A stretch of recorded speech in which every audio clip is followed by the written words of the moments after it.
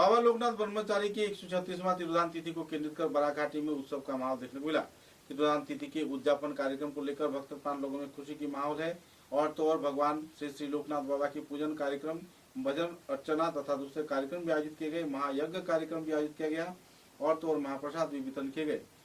इधर शिलचर के central road क्षेत्र में स्थित बाबा लोकनाथ के आश्रम में जाने माने व्यक्तित्व बाबा लोकनाथ के अहम शिष्य पवित्र पाल ने अपने समर्थकों को लेकर श्रद्धा व मर्यादा के साथ भक्त प्राण लोगों के बीच बाबा लोकनाथ की पूजन तथा उनके शिष्य की पूजन किया। गुरु शिष्य की पूजन कार्यक्रम को लेकर उन्होंने विस्तारित तथ्य भी उजागर किए गए।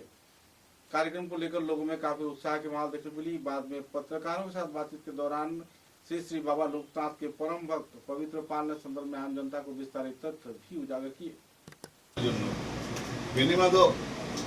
गुरु যেভাবে সহযোগিতা করেছেন হিমালয়ের পর্বত তুলে আপনি আমি যদি পেতাম একদম জীবিত থাকতেন তাহলে আমি পূজা করতে দেখেন লোকনাথ বাবা যখন সিদ্ধি লাভ করেছিলেন তখন আজ থেকে 400 বছর আগে ক্যামেরার সৃষ্টি হয়েছিল হয়নি। একটা ফটো তুলেছেন আমরা এই পুজো করতে যাচ্ছি, ফটো নেই। এই কারণে কি করি আমরা কাল্পনিকভাবে আমরা লোকনাথ বাবাকে দেখেন এখানে ভারতবর্ষের মধ্যে পুজোর প্রথম গুরু পূজারী এই সব ভক্তবৃন্দদের নিয়ে আগে পুজো করেছি। আমি শুরু করেছি জানি না এখন পর্যন্ত হয়নি।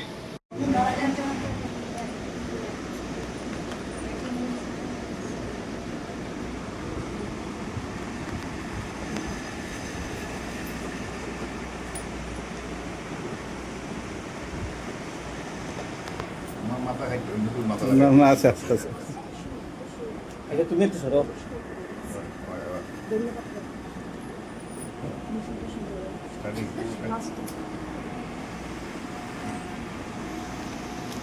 আজকের এই পবিত্র পূর্ণ দিনে কি বলতে চাইবেন বরাকবাসী জনগণ? আমি শিলচর সেন্ট্রাল রোডের লোকনাথ বাড়ি থেকে বলছি। আজকের দিন তো সবাই লোকনাথ বাবার পুজো করেন, তিরুদান উৎসব। আমরা কি করলাম এই মন্দিরে আমরা গুরু শিষ্যের পূজা করলাম। গুরু শিষ্যের পূজা বলতে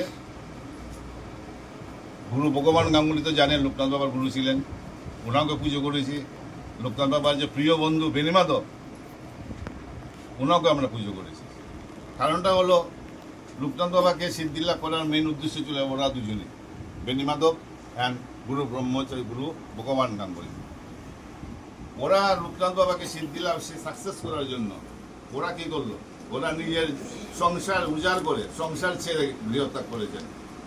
লোকনাথ বাবাকে নিয়ে 100 বছর ছিলেন লোকনাথ বাবার সাথে। ভারতবর্ষের ইতিহাসের মধ্যে নাই, এই প্রথম। যদিও আমার না ওই সেই রকম অভিজ্ঞতা নেই, আমি অনেক গণগ্রন্থ পড়েছি, তো লোকনাথ বাবার মতো মহাযুগে আমি এখনো পাইনি। আমার বয়স এখন 75 চলে, কিন্তু পাইনি। আগামীতে পাবো কিনা আমি জানি না।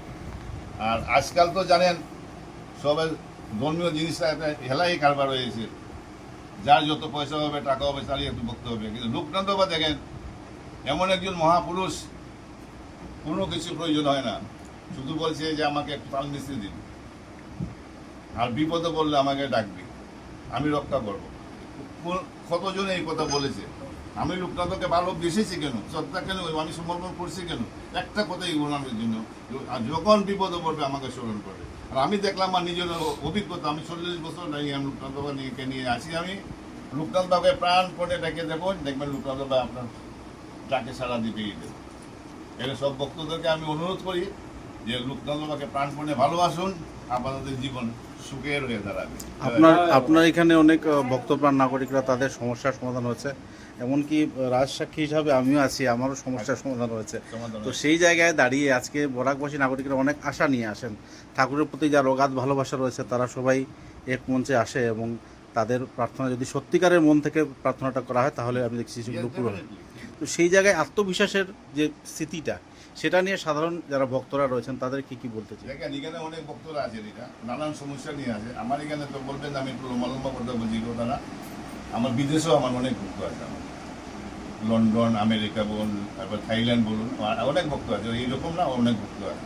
অনেক মানুষ আছে যেমন দেখেন ডাক্তার, যে আমরা যে বিবাহিত মেয়েরা যারা বাচ্চা হচ্ছে না, ডাক্তারে ডিক্লিয়ার দিয়েছে এখানে বাচ্চা হবে না, এই মন্দিরে বাচ্চা অনেকে পেয়েছে।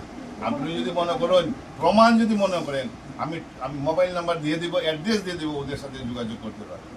যোগাযোগ করতে মানুষের পাচ্ছে দেখা এইখানে আসছে। আর আমি তো নিঃস্বার্থভাবে করি ভাই, আমার তো ব্যবসা নয়, আমার ঠাকুরের আশীর্বাদ দিছে, আমি ভাই চলতেছি ভাই। মানুষ উপকার করতে পারলে জীবনটা ধন্য হয়ে দাঁড়াবে। আর কি মানব জীবন তো একবারই পাবো না আমি, ঠিক আছে? তো একবারই পাবো আমি, আর তো মানব জীবন পাবো না। তাই আমার এখানে যারা আসে, আশা করি কেউ খালি হাতে যায় না। হচ্ছে